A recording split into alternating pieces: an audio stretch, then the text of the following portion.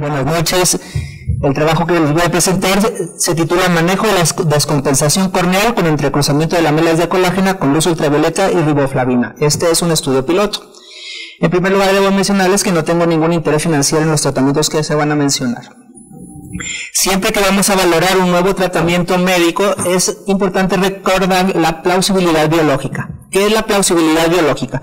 Es saber si existen bases anatomofisiológicas o anatomopatológicas que nos den la información de que nuestro tratamiento realmente va a tener un efecto basado fisiológica o patológicamente, ya que en algunas ocasiones tenemos tratamientos que no tienen una base científica. En este caso, cuando empezó este tratamiento en el 2007, yo me di a la tarea de revisar pues si tenía estas bases de plausibilidad, y les pongo aquí en este primer diagrama cómo se controla la hidratación corneal. Todos ustedes ya lo conocen, la bomba de sodio de potasio ATPase es muy importante. Sin embargo, también hay otros factores como la evaporación de la lágrima, la barrera epitelial. Sabemos todos que la córnea tiende a absorber agua y que esta está influida por la presión de inhibición, que es esa presión que absorbe agua y que está relacionada a la presión intraocular. Se dice que para que la presión de inhibición se venza, la presión intraocular debe ser mayor de 50 milímetros de mercurio. Por esa razón, cuando vemos un paciente con un glaucoma agudo de ángulo cerrado, podemos encontrar edema corneal en estos pacientes. Entonces, ¿qué pasa cuando el paciente tiene una córnea edematosa? Bueno, pues sabemos que frecuentemente la barrera epitelial está perdida, hay problemas epiteliales, la evaporación de la lágrima no tiene obviamente ninguna modificación. Sí, la tendencia a absorber agua, ya que como les mencionaba previamente, la presión de inhibición está relacionada a la presión intraocular, pero también al grosor corneal. Les pongo aquí un ejemplo. Si el grosor aumenta a 600 micras, la presión de inhibición va a disminuir a 30 milímetros de mercurio. Y si un paciente tiene una córnea que mide 1 milímetro, la presión de inhibición es 0. O sea que esa córnea, nada más por este factor, aún y teniendo células endoteliales normales, va a estar edematosa. Obviamente, frecuentemente la bomba de sodio de potasio ATPase está también alterada. Entonces, si ya vimos cuáles son los cambios, en dónde puede influir el cross-linking o en el entrecruzamiento de lamelas de colágeno, pues les pongo aquí una, en verde, donde pudiera influir. La barrera epitelial, como vamos a ver más adelante, uno de los resultados que se ha visto con el cross-linking es que mejora la barrera epitelial y por eso disminuye la sintomatología.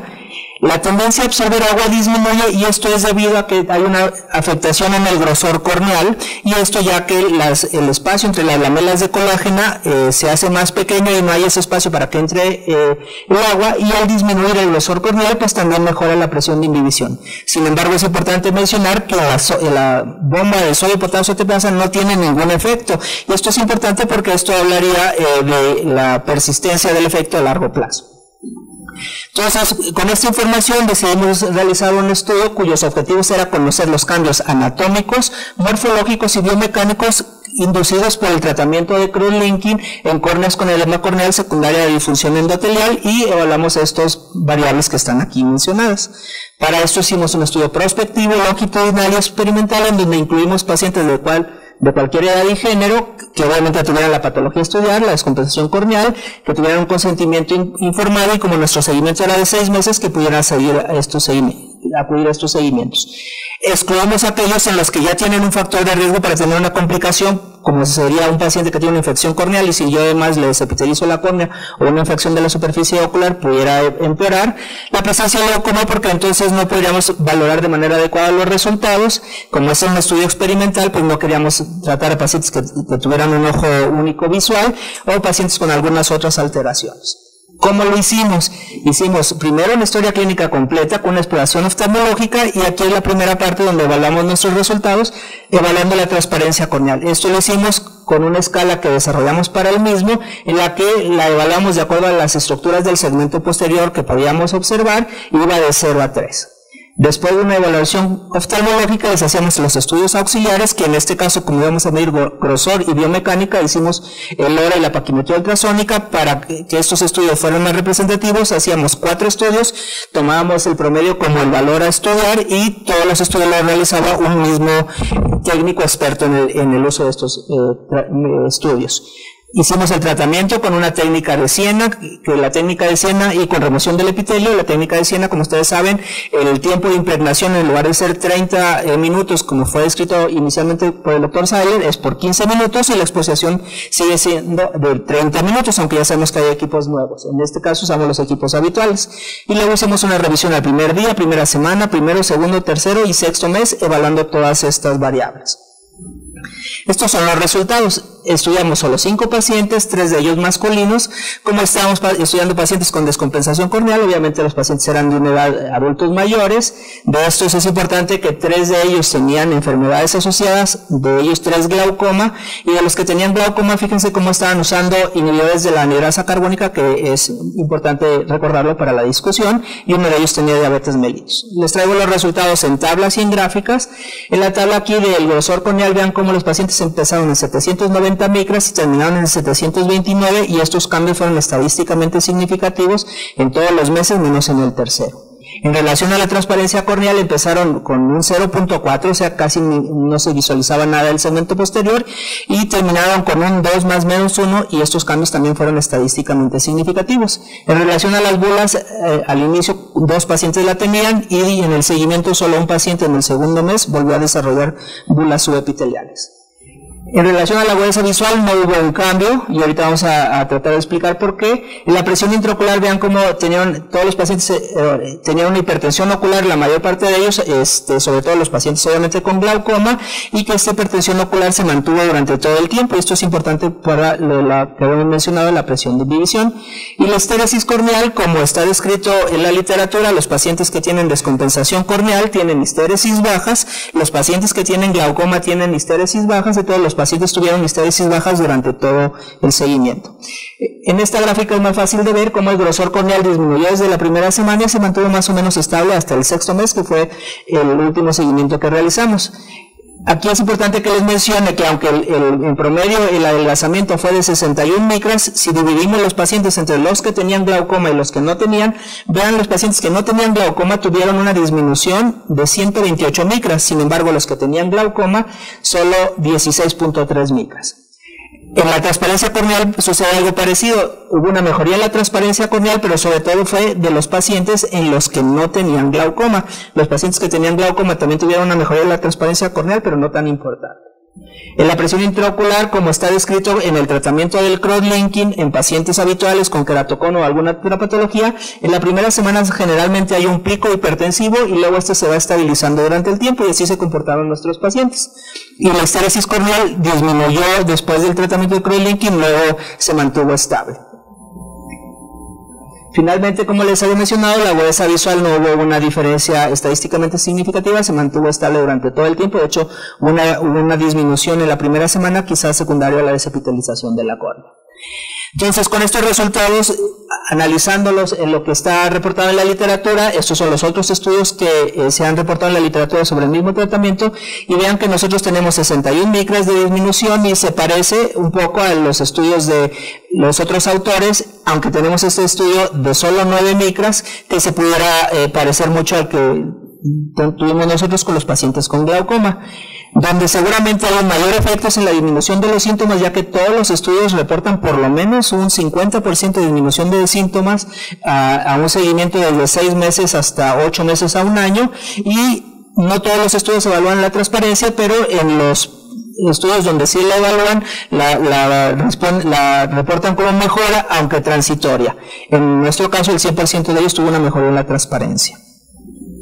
Entonces, en relación al grosor corneal, ¿qué podemos decir? Bueno, que como les decía, nuestros pacientes sin glaucoma tuvieron una disminución de 128 micras, los pacientes con glaucoma solo de 16, y quizá esta es la razón por la cual nuestros resultados son un poco diferentes a algunos autores, porque todos los demás autores en los demás estudios no nos mencionan si los pacientes estudiados tenían o no tenían glaucoma. Entonces, quizá los pacientes que tuvieron una menor respuesta sea porque tenían glaucoma, o viceversa. También, como les decía, nuestros pacientes todos usaban dorsolamida, y ya está reportado que el uso de dorsolamida tópica puede hacer un engrosamiento de la córnea en pacientes que tienen una córnea con un contorno endotelial limítrofe o disminuido. Entonces, quizá esto también afecte, por lo cual los pacientes con glaucoma no tuvieron el efecto deseado. Y también otra razón por la cual quizá los pacientes con glaucoma no tuvieron el efecto deseado es lo reportado por Sharma y colaboradores, que encontraron que los pacientes que tenían más de 700 micras de grosor tenían una respuesta menos favorable, y en nuestro caso los pacientes que tenían glaucoma eran los que tenían 824 micras de grosor preoperatorio, entonces eran los que tenían las córneas más gruesas. En relación a la transparencia, nuestros resultados concuerdan con los estudios de Ganem y colaboradores, quienes también reportan una mejoría de la transparencia corneal. Sin embargo, ellos lo evalúan de una manera diferente. Ellos lo mandaron de una manera subjetiva de la transparencia en los grados, y los grados 3 o 4 era cuando podían visualizar el iris. ¿Por qué nuestros pacientes, si tuvieron una disminución en el grosor corneal y una mejoría en la transparencia, no mejoraron su visión? Pues podría ser porque los pacientes que tenían glaucoma, el glaucoma por sí solo podría justificar su mala visión. En los pacientes que no tenían glaucoma, que tuvieron una mejoría importante de la transparencia, uno de ellos presentaba una alteración macular, una cicatriz por una degeneración macular, por lo cual ese paciente no tenía un buen pronóstico visual, y entonces quizá por eso también afecte. Y también podríamos considerar que se ha descrito que aún en córneas con un edema corneal leve, los cambios en la difracción de la luz pueden producir una mala agudeza visual. Y como les decía, las bulas subepiteliales son el resultado del efecto benéfico más frecuentemente presentado en todos los autores. ¿Qué debilidades tiene este estudio? Obviamente tiene varias debilidades. La más importante, que es un grupo muy pequeño de pacientes. La segunda es que tiene un seguimiento muy corto, y como hablábamos que no hay una afectación o una mejoría en el endotelio corneal, probablemente esta mejoría en la transparencia y en el grosor sea transitoria, por lo menos nosotros la encontramos a 6 meses. No hubo un enmascaramiento de los que evaluaron las variables a estudiar, y no tenemos un grupo control y una aleatorización. Entonces, con este pequeño estudio podemos concluir que el tratamiento de cross-linking corneal produce una disminución del grosor corneal central, un aumento de la transparencia, y que se mantiene por al menos 6 meses en este grupo de pacientes, que el efecto es mayor en los pacientes que no presentan glaucoma, y sin duda requerimos estudios con un mayor número de pacientes y un seguimiento a más largo plazo para poder confirmar estos resultados. Y que en estos momentos pudiera ser una opción terapéutica para pacientes que tienen sintomatología, porque todos los resultados han sido favorables en este caso, y que tienen un pobre pronóstico visual para un trasplante, y sería ideal que los pacientes tengan un grosor corneal menor de 700 micras. O también pudiera ser una buena opción si lo que queremos es visualizar si el paciente tiene algún antecedente que nos sugiere una alteración en el polo posterior. Podríamos hacerle este tratamiento para poder visualizar de mejor manera el polo posterior y saber con esto si el paciente tiene un pronóstico visual en un trasplante o no. Muchísimas gracias. Pues antes que nada, doctor Manuel, muchas gracias por estar interesado en ingresar a este Centro Mexicano de Córnea. Como todos lo vivimos en nuestra práctica diaria, la bulosa es una de las patologías con las que tenemos que estar lidiando. Yo tengo algunas preguntas que sí quisiera hacerte, Manuel, y vamos empezando porque el doctor entregó su trabajo en tiempo y forma, ¿verdad? Cumplió con todos los requisitos y los trámites para entregar este trabajo, y nos mencionaste que era un estudio piloto. ¿Qué cambios pensarías en hacerle al estudio más adelante si este fue simplemente un estudio piloto?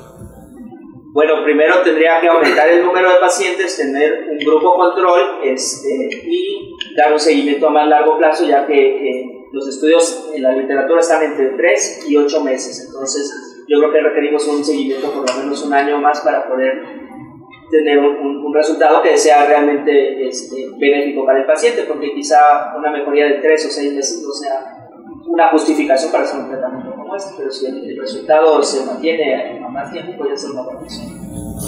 La bulosa es una de esas patologías con las que vamos a estar, ¿no?, todo el tiempo lidiando, y también una pregunta que me surge casi de inmediato es el hecho de que pues uno de los factores que por lo menos en el trabajo no tomaste tanto en cuenta es la sintomatología, siendo que la mayoría de las razones por las cuales le hacemos algo a un paciente con bulosa es porque nos dice: doctor, tengo muchas molestias, ¿no?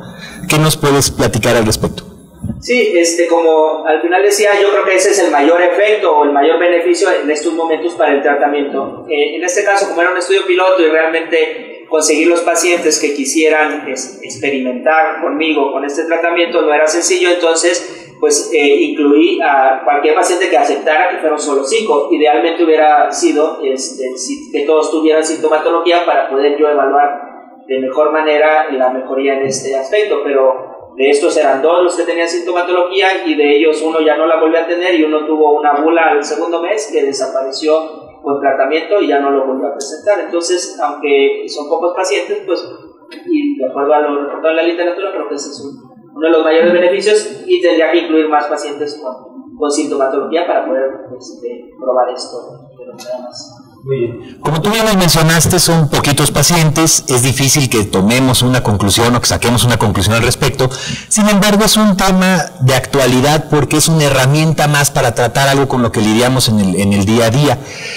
Dime una cosa, en las incipientes conclusiones que tú obtienes de tu trabajo, ¿dónde ubicarías, por ejemplo, al tratamiento porque lo leíste y lo vi en tus referencias, ¿dónde ubicarías a la micropuntura, el tratamiento de bozalleras, a la PTK, al implante de membrana amniótica? Tomando en cuenta sobre todo la sintomatología, no tanto la agudeza visual. A mí sinceramente el grosor corneal no me es tan relevante porque son ojos con pobre pronóstico visual, o si lo tienen no va a ser con ese procedimiento con el que lo superemos. Entonces, ¿en dónde ubicarías tú al crosslinking como un tratamiento pues más sintomático más que para el grosor de la córnea?